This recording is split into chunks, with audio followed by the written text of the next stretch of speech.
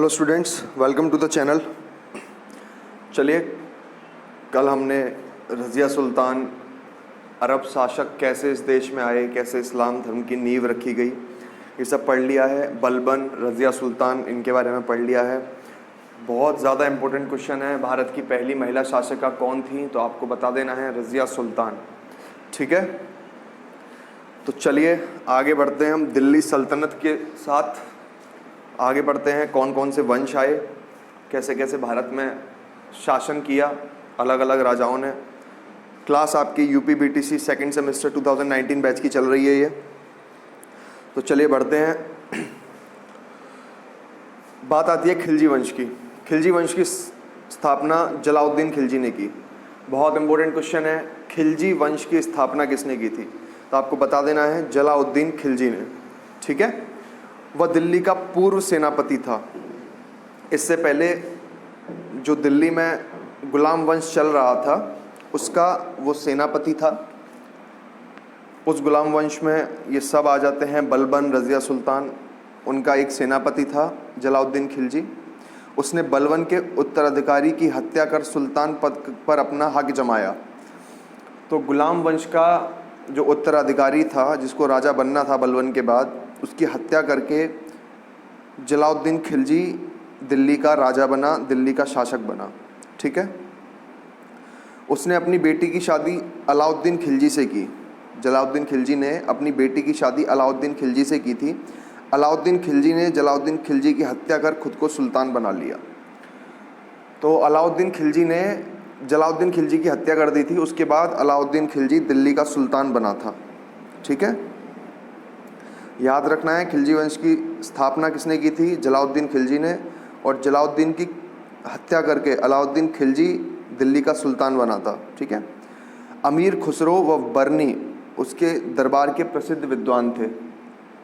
ठीक है, जलालुद्दीन खिलजी के बाद जब अलाउद्दीन खिलजी आया तो उसने अमीर खुसरो और बरनी जैसे प्रसिद्ध विद्वानों को अपने दरबार में रखा। वो उसके दरबार की शोभा बढ़ाते थे।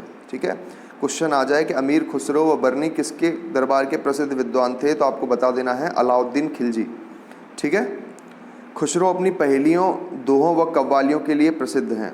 खुसरो की जो खासियत थी वो दोहे, कव्वाली, पहेलियाँ, इन सब के लिए प्रसिद्ध थे। खड़ी बोली जो यहाँ बोली जाती है उसके भी जन्मदाता अमीर खुसरो ही हैं।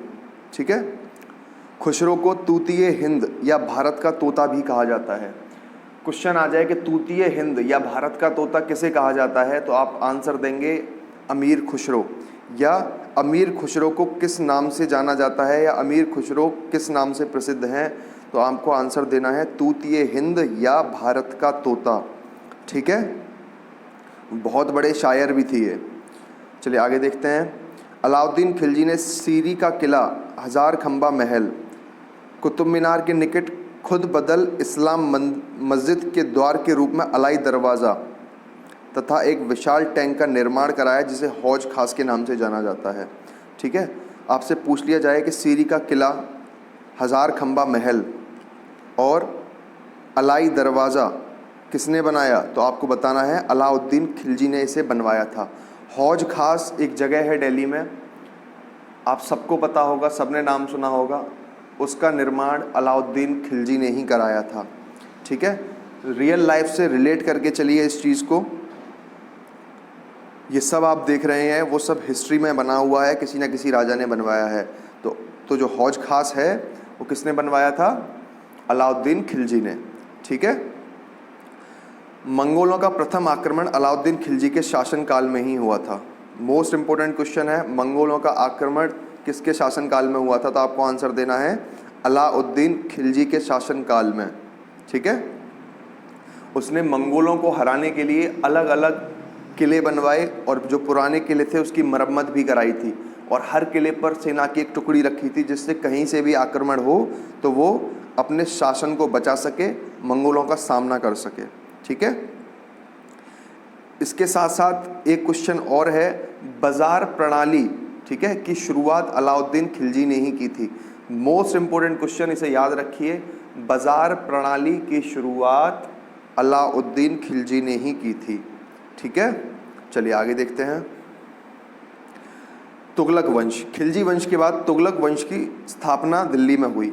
जब खिलजी वंश का समापन हो गया था, खिलजी वंश समाप्त हो चुका था, उसके बाद तुगलक वंश ने दिल्ली में शासन किया था। गयासुद्दीन तुगलक ने तुगलक वंश की स्थापना की थी। हमेशा से कहता हूँ मैं, किसने स्थापना की थी वंश की, ये बहुत इंपॉर्टेंट क्वेश्चन है, याद रखना है। तुगलक वंश की स्थापना किसने की थी? गयासुद्दीन तुगलक ने। ठीक है, चलिए। गयासुद्दीन तुगलक के बाद मोहम्मद बिन तुगलक दिल्ली का शासक बना, और गयासुद्दीन तुगलक के बाद जो तुगलक वंश का अगला शासक था वो था मोहम्मद बिन तुगलक। बहुत इंपॉर्टेंट क्वेश्चन है, याद रखना है। लोग उसे रक्त प्यासू भी कहते थे, ठीक है, क्योंकि वो एक बहुत ही क्रूर शासक था, बहुत ज़्यादा उसने जुल्म किए थे प्रजा के ऊपर। उसकी मृत्यु के पश्चात लोगों ने ही कहा था कि उसे दुनिया से और दुनिया को उससे छुटकारा मिल गया। इस चीज़ को याद रखिए, बहुत इंपॉर्टेंट लाइन है कि दुनिया को उससे और उसे दुनिया से छुटकारा मिल गया। ये किसके लिए या किसके बारे में कहा गया है? तो आपको आंसर देना है मोहम्मद बिन तुगलक। बहुत ही क्रूर शासक था ये, इतिहास में इससे ज़्यादा क्रूर शासक कोई रहा नहीं है। ठीक है, आपको याद रखना है। ठीक है, तो चलिए, तुगलक वंश मैंने आपको बता दिया है, इससे ज़्यादा कुछ आना नहीं है। संस्थापना किसने की थी? रक्त प्यासू किसे बोला जाता था? यही आपके सिलेबस के लिए इम्पोर्टेंट है। चलिए आगे देखते हैं। तुगलक वंश के बाद सैयद वंश ने दिल्ली पर अपना राज जमाया। जब तुगलक वंश खत्म हो गया तो किस वंश ने अपना राज जमाया? वो था सैयद वंश। ठीक है, सैयद वंश का संस्थापक खिज्र खां था। सैयद वंश में सिर्फ आपको यही याद रखना है कि उसका संस्थापक कौन था। तो सैयद वंश का संस्थापक खिज्र खां था। ठीक है, चलिए आगे देखते हैं।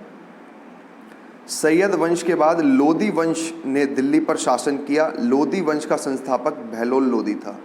सैयद वंश कुछ टाइम के लिए ही रहा था, उसके समापन के बाद लोदी वंश ने दिल्ली पर शासन किया था।